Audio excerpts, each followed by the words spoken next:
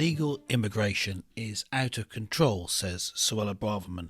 She's currently the British Home Secretary and she has been tasked with protecting our borders. She's the minister in the government responsible for it under the direction of the Prime Minister, and she is saying that illegal immigration is out of control. Now, she's been accused of ignoring legal advice, but she said that she knew, and I quote, the importance of taking legal advice into account, and she never stopped or tried to stop migrants from the Manston processing centre, where they'd been lodged temporarily, from being sent to hotels. That's what she was accused of. At every point, she said, I've worked hard to find accommodation to relieve pressure at Manston.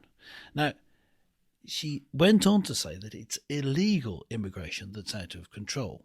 The legal process of being sent to this centre, Manston, and then, if they're there too long, being sent to hotels, is something she said she wasn't trying to stop.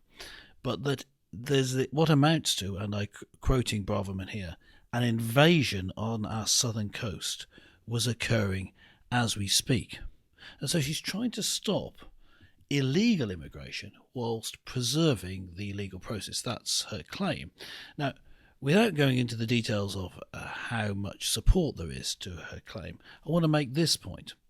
I want to make the point about the Christian view of it, because often the Bible is quoted in support of receiving migrants, and certainly receiving refugees and migrants is something that's encouraged in the Bible. Here's one example. This is Exodus 22 verse 21. You shall not wrong a sojourner or oppress him, for you were sojourners in the land of Egypt. A sojourner, someone temporarily there, someone coming in from abroad to be lodged there.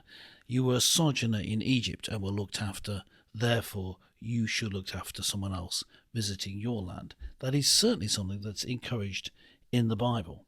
When a stranger sojourns with you, it says in Leviticus 19 verse 33, with you in your land, you shall not do him wrong. You shall treat the stranger who sojourns with you as the native among you, and you shall love him as you love yourself. So you once again are encouraged by the Lord in the Bible, talking to the people of ancient Israel in that instance, but we can take the principle from that you're meant to care for people and to treat them as you would treat yourself. So they're not to be second-class citizens. They're not actually citizens, but they're treated with the same sort of respect.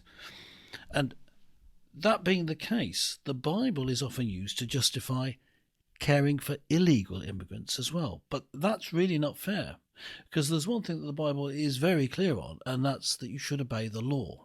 Now, in the New Testament, Romans chapter 13 is often quoted about this. And Romans chapter 13, which is the Apostle Paul, one of the early church leaders' letter to the Christians in Rome, the Apostle Paul, who wrote quite a bit of the New Testament. He says this in Romans chapter 13, verse 1, let every person be subject to the governing authorities. That includes immigrants.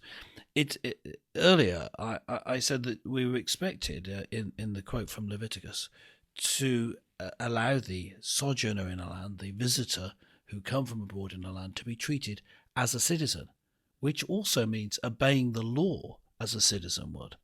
To obey the law means not to come in illegally. One of the laws of the land is that there is a process which Suella Braverman said she was trying to uphold for people coming into the country.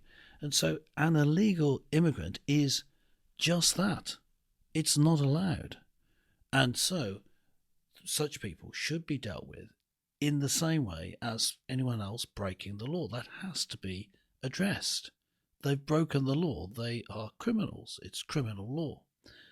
Now, it could be that the reason for coming into the country is because they're fleeing persecution, in which case they should be treated differently. That should be assessed. They're, in that case, a refugee. But there are definitions of refugee.